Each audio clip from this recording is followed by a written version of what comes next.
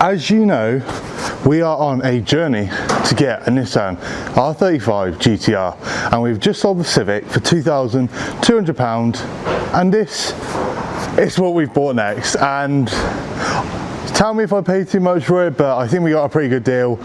Cut to the cinematics and let me show you what we have got.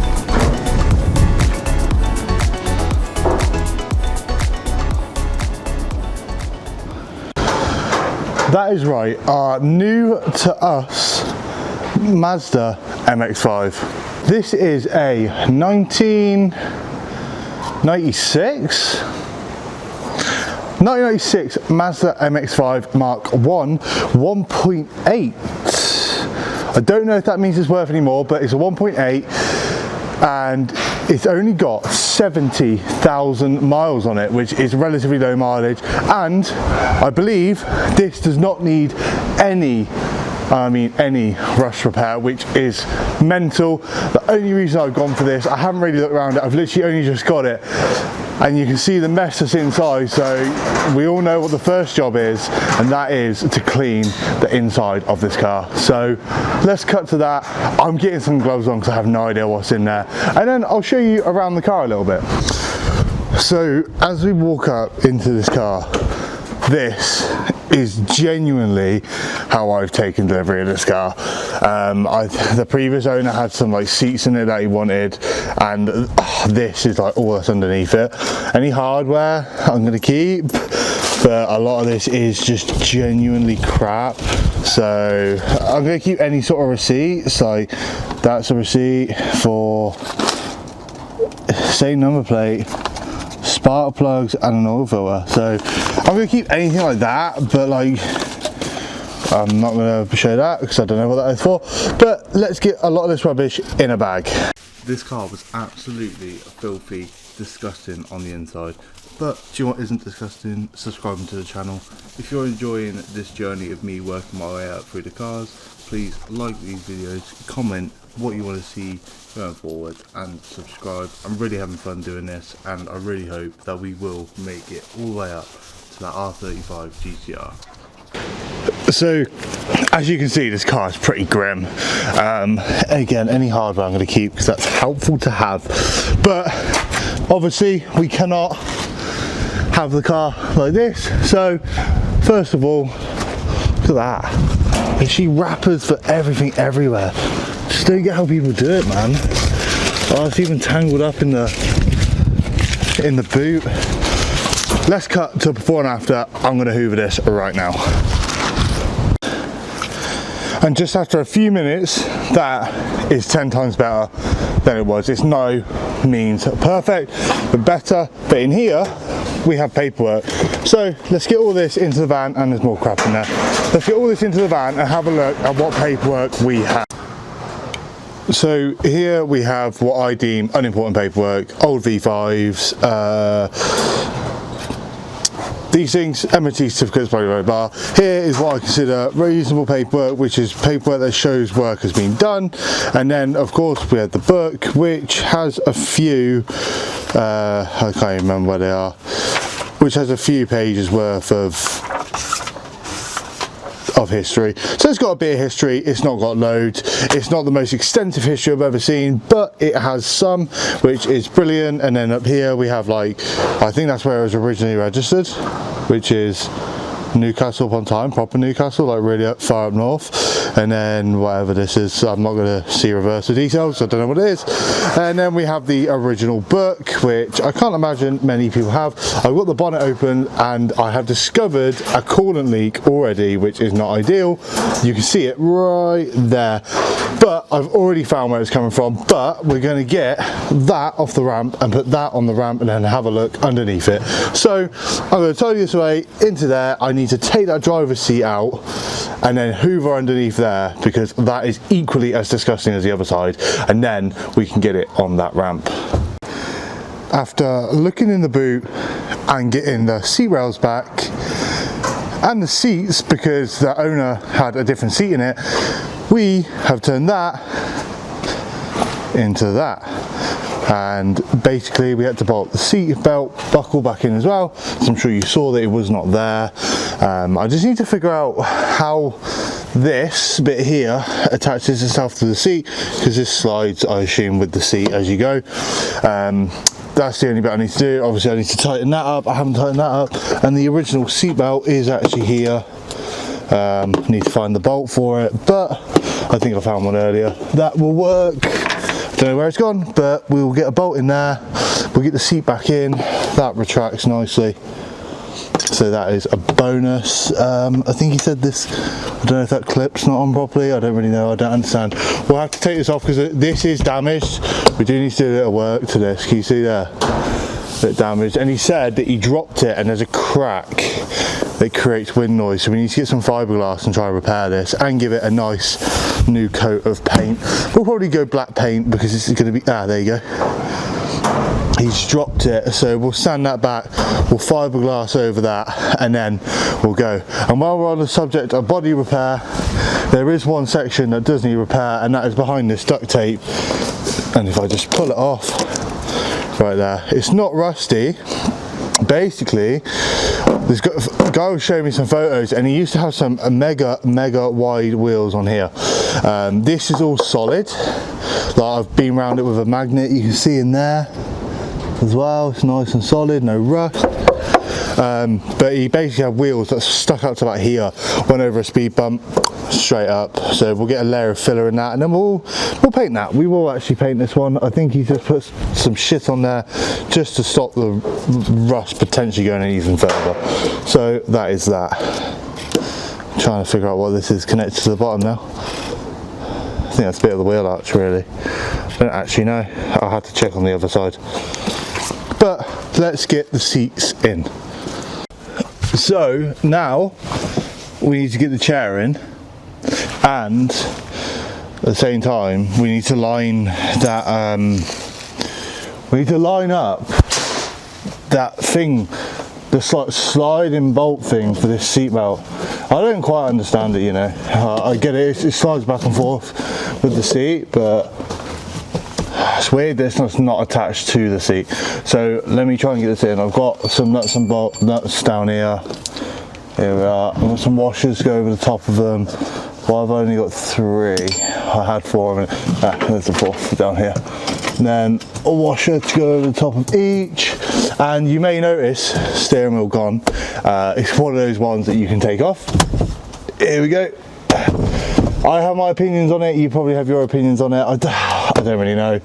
I don't really know. Not for me, but it is pretty cool. So if I get this chair, but I can't see where it goes in, or can I? Oh, does it? Oh, don't know. I'll just get this in here to start with. Right, that's the chair lined up now. I can push this back a bit using my face. Right, I think I get it, maybe. Don't really know.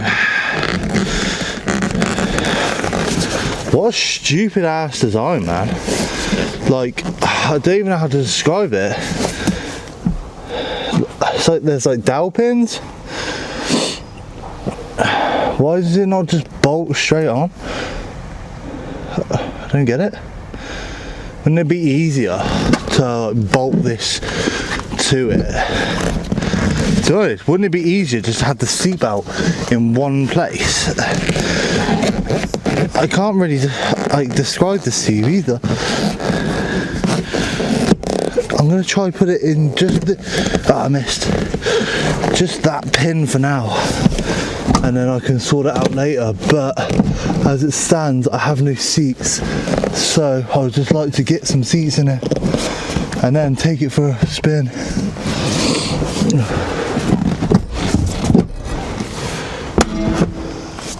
Right, I'll sort that bit in a bit, but we have a bolt and a washer going in the front. So as you may or may not know, on car seats typically there are 4 mounting points. We have 2 at the front and then we have 2 at the rear, and then so you do the 2 at the front, snug them up. Don't necessarily need to crank them down yet, just snug up the 2 at the front. Feels like it takes forever. Yeah, that's that snug, and then that one threaded in. Okay, that one's not threaded in at all. Let me get in. I'm going to need to get another bolt there. That one's way too short. There you go. And then this one,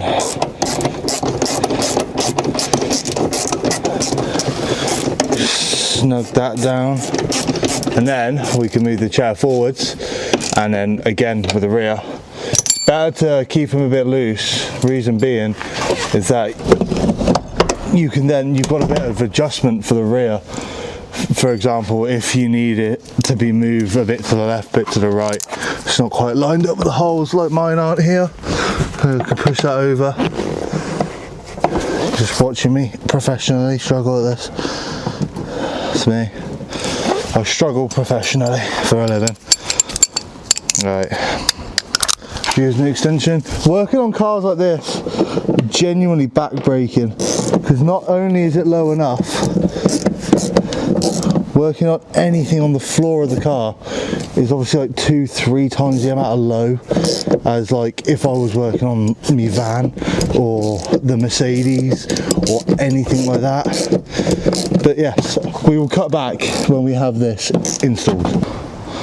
So here we go, that is one chair installed.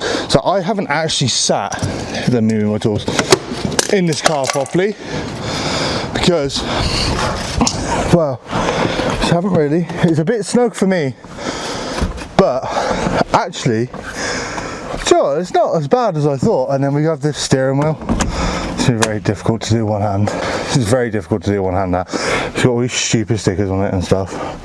Not biggest fan of the steering wheel, to be honest. It's another job we got to do. He wanted to keep his hold horn button, but if I figure out if I do that, so it does work. It's fine. Right, we got some more bolts. We need to get this seat in now, and then we can crack on and get this over on that ramp and have a look underneath. But ultimately, it's not too bad, isn't it? Do you know what? I genuinely thought that I would not fit in this very well. But to be fair, I'm 6'4" or 3, depending on if you ask me or my other half. I'm 6'3", 6'4", and actually, this is fairly comfortable, you know. The poppy lights work too. That's amazing. Not a bad little car, actually. And just like that, the interior is looking 10 times better already. Do you know what? I'm going to pay an extra 500 quid if the interior is generally just like this. Like, genuinely is crazy. And for any of the eagle eye viewers in the back, these were left with me in the boot. A set of coilovers. Do I put these on, sell them individually for, you know, the projects that we got going on, or 3, include them in the sale / swaps when I get rid of this car? What do we reckon we do? But first of all, let's talk a little bit more about this car. It is a 1.8 4-valve, slow, that's for sure, but quick for the car that it is. Obviously, it's a UK registered, but it's in like an imported car, if that makes sense. I don't know if that makes sense. I don't even know if I'm saying it right. We got lots of MOT left on this, so we don't need to worry about MOT for a very long time. We'll be able to sell this without the MOT. And here is the engine bay. As you can see, he has put what looks to be a K&N air filter on this. But ultimately it doesn't look that bad. There's one odd spot, one odd lead for whatever reason. I do not know. He loved a little bit of paint, that's for sure. But I think we're leaking coolant from right here because that is wet down there, and the underneath here was also wet when it was running. But let's get the Golf off. Let's have a look under here. Let's really see if it is rust free. Right, we have the MX5 up on the roof, on the ramp, ready to go under and have a look. There was 4 advisories on the last MOT, and that was front and rear lower arms corroded. Obviously, let's have a look. Doesn't say anything about the body being corroded, but we need to check this out as soon as possible. So without further ado, let's get underneath the vehicle.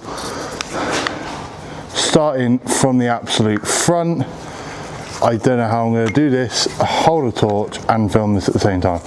So coming underneath the front, we have got under trays. Obviously you can see there's that coolant leak, but like I said, I'm pretty sure that's just on that thing. And here is the lower arms, which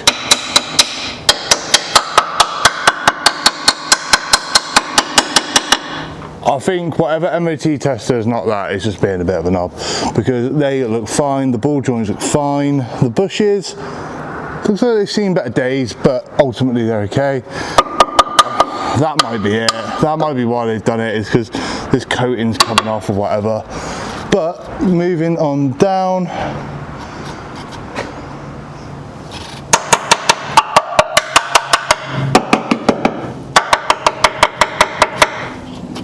our sills are solid. What we'll do as well is we'll jet wash completely underneath here. Ah, baby little prop shaft. We'll jet wash under here. That's been scraped on the floor at some point. We're not going through anything though. And it doesn't look like this has had welding either, which is excellent. Then rear arms again, look. Literally the MOT test has been a bit with that, because they are not corroded whatsoever. Literally nothing wrong with them. Nothing wrong with these sills either. I know they usually go back here. That is so solid. Bit of water there, which we need to have a look at.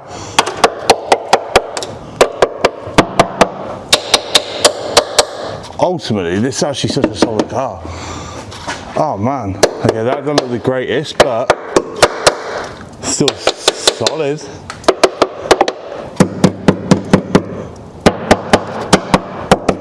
Solid.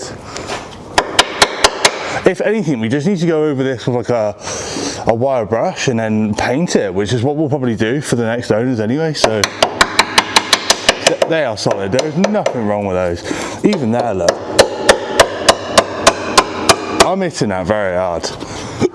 Go back up into this corner. There is no rust other than a bit of surface.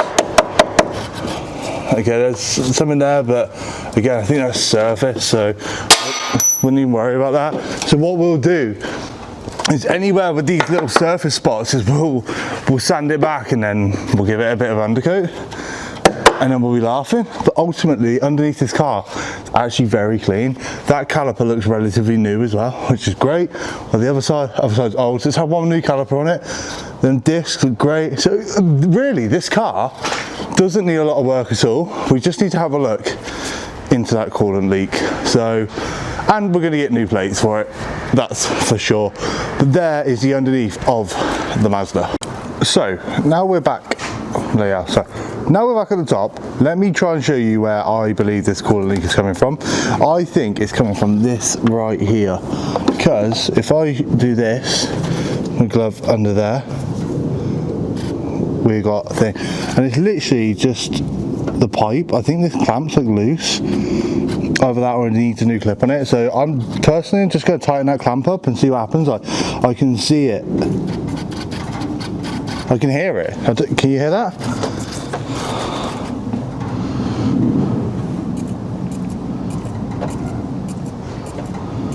You probably can't hear that on the camera, but that's literally where the coolant's coming from.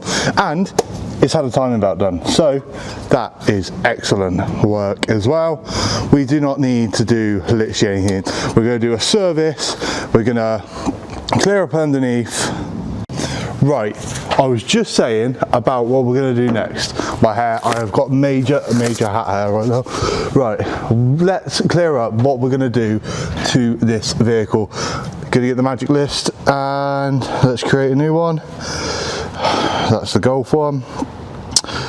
MX5 to do. There we go. Right, service. Under seal. We're going to under seal everywhere that isn't already sealed. Coilovers. I'm going to put coil over. I'm going to put a load of question marks next to it like that because I don't know, shall we do them or shall we include them in the sale as like an incentive? Don't know.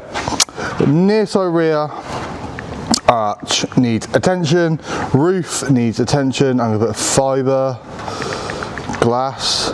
That coolant leak, I'm literally not even concerned about that. I'm just going to put a new hose pipe on it and it's going to be fine. Brakes are fine. The under seal, I'm going to include the arms in that. We've already cleaned it. We put the seats back in. We need to make the horn work. And I think that's actually it for this car. You know, it doesn't need a lot at all, so it just needs a little bit of loving and then we can go. As for the price, I will tell you the price on the next video when this is ready to be sold. For now, that is going to be it. I'm going to go take this for a drive and see how it is. Obviously it's got a noisy exhaust. One more thing, headlight cover. As you saw in the cinematics, this has got duct tape all over that headlight. Apparently just the bit needs putting back down, I don't know. I will figure that out later. But here is our list. You see, service, focus. Service, under seal, coilovers, near side rear arch, roof, horn and headlight cover. That's literally all we need to do. I reckon we can do that pretty cheap on a good budget. So we're going to do plugs, filter, air filter, we'll clean it. It's obviously got an aftermarket one. I might have to find some new ignition leads for it and then give this roof some attention and then we will be done. If you've enjoyed this video and you think this is a good choice in the right direction, do you think this is worth more than the Civic? 1996 Mazda MX5 Mark 1 with the flippy lights, the one that everybody wants. Really solid underneath, requires zero welding whatsoever, which is incredible for one of these. 70,000 miles on the clock. Didn't know if I said that. It's literally on, I think it's on 70,850. It's not even that, like really low mileage. Obviously it hasn't got the original steering wheel, which isn't great, bloody blah, but I think this is a step up compared to the Civic. I think this is worth more value monetarily and I'm excited to work on it and turn this one around. So if you're excited to see where this goes, this is our second car in the Road to GTR series. Hopefully we won't be far off with getting it. Depends how quick we can turn these cars around. Let's say I would love to have one within 6 months. That's really ambitious, but not unreasonable, I don't think. Depends how quick we can get these cars turned around. So if you've enjoyed this and you're following on the journey, don't forget to like, comment and subscribe on this video and I will catch you on the next one.